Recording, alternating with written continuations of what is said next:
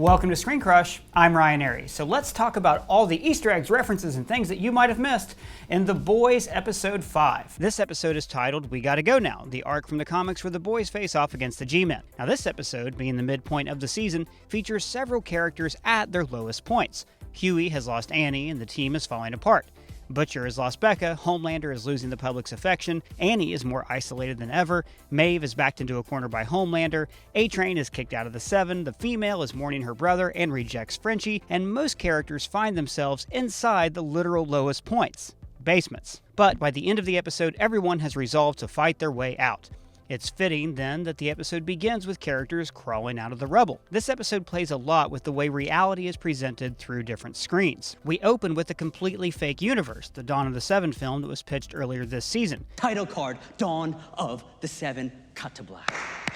The title being a spoof of Batman vs. Superman, Dawn of Justice. This scene is very much modeled after the aftermath of Zod's attack in The Man of Steel. You know, when Superman and Lois Lane made out on top of a few thousand corpses. You couldn't get any more fake looking than that.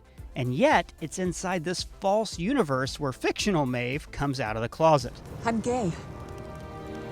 The show's critique is that our human emotions just don't have a place in capitalist society. Emotions are just fodder to create an image that makes money by selling movies and perfume. Turning fictional Maeve into a lesbian after real Maeve is outed on the air is reminiscent of Sulu being retconned as a gay man after George Takei came out of the closet. And George Takei called this decision unfortunate. Now, not because Sulu is gay, but because it's not what Gene Roddenberry intended. This is an example of a movie studio capitalizing on an actor's personal life to appeal to a new market, just like what Vought is doing to Maeve. Notice that fictional Maeve is such a construct that even the dust in her hair just seems perfectly placed. Homelander says, "This new Joss rewrite really sings, huh?"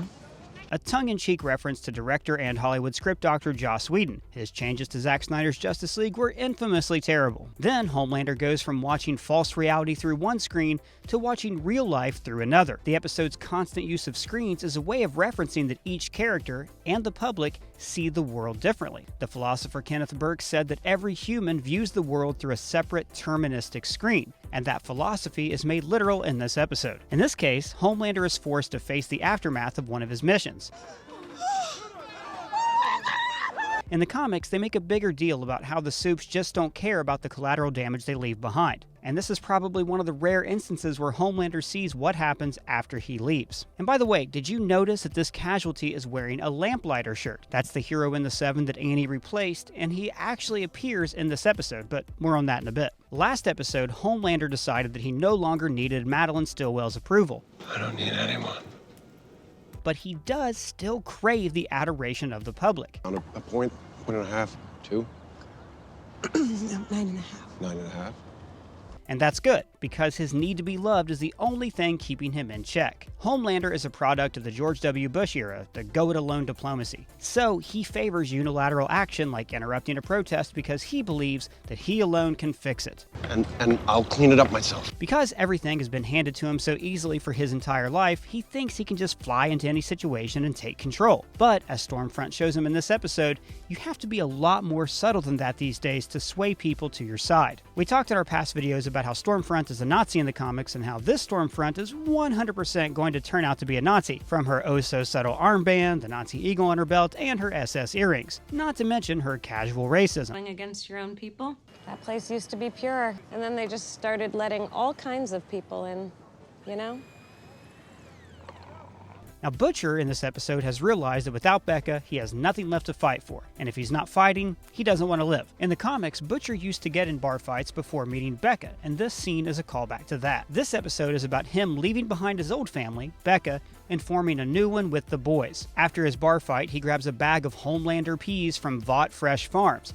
Then he walks past a Maeve perfume standee, then here's an advertisement for Starlight's skincare moisturizer called Wish, and then Butcher looks at several toys of the Seven, including this one of Lamplighter. He tells Huey that he's his canary, repeating MM's words from 2 episodes ago. Huey's not gonna make it. And you need that kid. More than any one of us. He's your canary. Basically, he's referencing the canary that miners would take underground as an atmosphere test. If the canary died, it meant that they released toxic fumes. in the same way, Huey is the boy that's most likely to crack. So if he's not pushed too far, then it's probably safe for the others. Huey's also an indication of when Butcher pushes too far and he leaves his humanity behind. MM is watching the TV show Outlander, a Starz period drama about a World War II nurse time traveling back to the 17th century.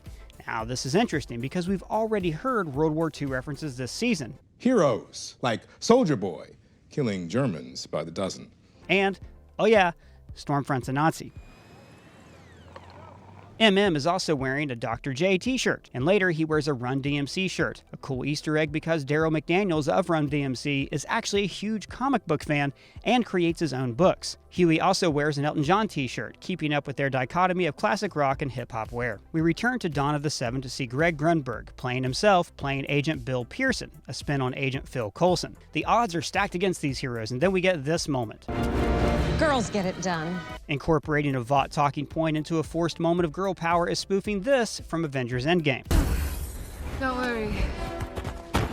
She's got help. Which, to some, felt just as forced and phony. Did you think this moment in Endgame felt forced? Now notice how the movie scenes work as a framing device for each act of the episode. First, the problem is introduced. Maeve's real life is being co-opted by Vought as she plays a character that comes out, while she herself has not actually done this by choice. Then, in this scene, Vought is forcing people to come together to fight evil, much like their actions have forced the boys to come together. And the third scene, A-Train's Goodbye, marks the third act, when characters have to accept their circumstances and move on. Then we cut to the real-life show Extra to witness the Deep's fake wedding through yet another screen. And later, his Katie Couric interview with his fake wife is overlaid with this dialogue. Да ну бред это какой-то. Александр Гамильтон никогда не был пуэрториканцем. Это твои дела. Это метафора. Now, this is the second time Hamilton has come up in this show. The world loves Hamilton. But now, instead of it being a corporation talking about how to make money off the show's reputation, we have a group of immigrants relating to the show's theme. I also laughed out loud when Dear Evan Hansen got a shout out. Dear Evan Hansen. And by the way, did you notice that this guy whose face the female rips off is a proud parent of a kid who attends a school? Man, the boys just love to twist knives like that. Butcher goes to see his aunt who is introduced selling drugs to her neighbor, but you wouldn't think that's what she was doing unless you saw the episode twice. Yet another way the show obfuscates characters' private and public lives. You know, like the Deep's fake ideal marriage. Well, she's only saying that because I make her breakfast in bed, so. French toast. And then, finally, Butcher's Bulldog Terror arrives in the show, sadly only just for this one episode. His aunt gives us a little bit of backstory about his late brother Lenny. Lenny steps in, face all bleeding, and leads Billy away, easy, quiet as a lamb. Just like in the comics, his brother is dead. But more importantly, we learn that Butcher sees a bit of Lenny in Huey. Who's this one remind you of? Isn't he the spitting of Lenny? And later on, when Butcher sees Huey threatened, it inspires him to stand up and fight back against Vought. In many ways, Huey and the boys have become the new Becca for him. At one point, he mentions that Huey has a see you next Tuesday sense, a play on Spider-Man's Spider Sense. Peter Tingle. Please do not start calling it my Peter Tingle. Stormfront mentions that her mother was named Adele. Now, Adele is actually a German name that means noble because, like I said, Stormfront's definitely a Nazi. But the woman in this picture later on is not actually Adele. According to the end credits, this is your mom. The same guys who pitched Annie's makeover in season 1 are trying to sell Maeve on her new lesbian image with the stupidest fan art that I have ever seen. She's #Brave Maeve. By the way, these characters are named Seth and Evan, a tribute to Seth Rogen and Evan Goldberg, executive producers of the show. Again, this is the show giving us the difference between reality and reality TV, when who you are has to be reconfigured into a consumable image. You know Maeve is bi, right? Yeah, you know what? I just feel like lesbian is a bit of an easier sell, a bit more cut and dry. Ashley mentions, Kimberly Pierce might direct. Now this is the queer filmmaker who directed Hilary Swank to an Oscar win in Boys Don't Cry. She doesn't work nearly enough, and it's telling that they would hire her to direct an It Gets Better PSA, but not their big budget Hollywood movie. They also mention Ellen and Portia, referring to Ellen DeGeneres and her wife Portia de Rossi. And I loved when Elena dropped this line. I am not for sale. And they have no idea how to react, because in their world, everything is for sale. Frenchie confronts the female, who we discover is moonlighting as an assassin just like in the comics. He's upset that she won't teach him her unique sign language, which, by the way, was invented for the show by Amanda Richer, the sign language coach for Shape of Water. And then we fade from one church to another. The first one's real, the next one's fake, and viewed through another screen. This Church of the Collective ad gives us our first look at Alistair Adana, head of the church. And Stormfront drops the surprise revelation that she used to belong to the church. Oh, what are you, a member? I was. Long time ago. So I wonder what's going on here. Is this just a Scientology for soups, a way to control people with godlike powers? Let me know your theories down in the comments below. Ashley mentions being fired, a reference to season 1. She also name drops Mr. Marathon, the original speedster in the 7 from the comics. A-Train is forced to give his goodbye monologue, and they don't even give him the dignity of a fake meeting with Homelander. Notice this stand-in isn't even wearing the full costume. These are khakis. Then we go to the rally, led by Victoria Newman, the gender swap Vic the Veep from the comics. But in the comics, Vic the Veep was a soup supporter, while Victoria is created more in the mold of Congresswoman Alexandria Ocasio-Cortez. Homelander mentions, "Didn't you love that little walk like an Egyptian dance you did online?" a reference to this video of AOC doing the Ali Sheedy Breakfast Club dance when she was in college. So here's a theory for you. What if, like Vic the Veep, Victoria Newman is also doing the bidding of Vought? The company would have enlisted her to spread anti-Homelander propaganda as a way to keep him in check after he went rogue and created super terrorists. Well, let me remind you. You slipped Compound V to terrorists all over the globe to get you and your cronies into national defense. But maybe at the cost of destroying the whole company. Stormfront could also be part of this conspiracy, but I'll get to that in a minute. The protest signs are in part based off real signs, like Vought lied, people died is a spin on Bush lied, and of course here it says resist. This one, American Zero, is a play on the TV show The Greatest American Hero. Ashley watches all of this go down and pulls out a clump of her hair. Expect that to continue being a problem next season. And holy shit, how about that Homelander scene? Did you think it was real? In the comics, something similar happens with one of the soups, and I was shocked that the show was going there that soon, but then they pulled back on the throttle. Our assistant manager, Doug, here noticed something in that scene that he wanted to share with you.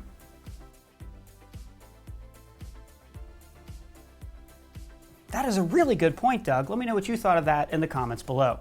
Stormfront is on the phone with actor Shawn Ashmore. He's Iceman from the X-Men movies. The credits list him as Man in Scrubs, but they offer a huge clue to his real identity when he plays with this Zippo. He's actually playing Lamplighter. So who's Lamplighter? Well, at some point before the events of the show, he burned Colonel Mallory's grandkids to death, causing him to be kicked out of the 7. Now it looks like he's doing Stormfront's bidding. And notice he seems reluctant to hurt a 17-year-old. Look, he's just a kid.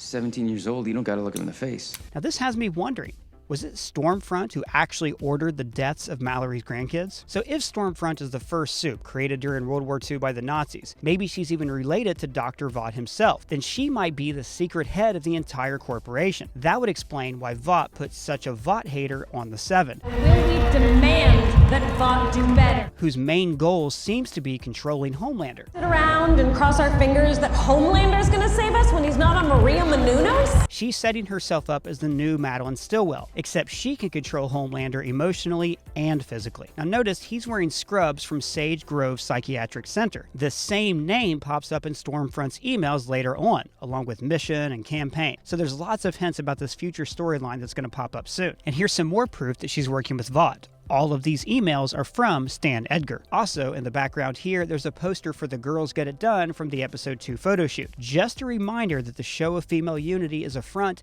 and everyone actually has their own agenda. Just prior to Black Noir's attack, there are a couple of 7 references, like the time on this clock and the playing card rigged in the bomb. Butcher is addled from his suicidal state and threatens Vought with blackmail. Basically the same arrangement they had in the comics. He name drops Ronan Farrow, the investigative reporter and son of Mia Farrow. And Black Noir is the best. Check out his ringtone.